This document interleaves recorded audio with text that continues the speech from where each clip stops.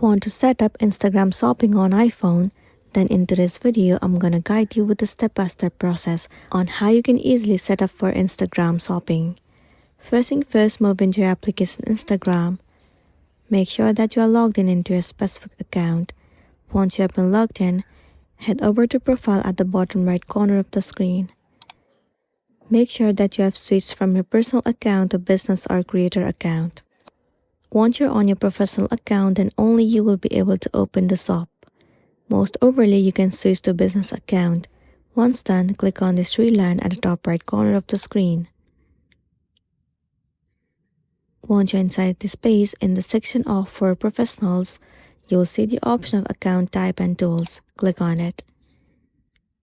And then head over to Other inside your Professional Tools.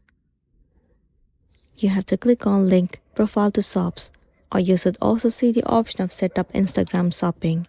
If you see the option, click on it, then it will land you on this page. Once you get on this page, you have to click on Get Started at the bottom of the screen.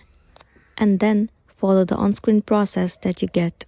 You have to enter all the detailed information of your product and also yours.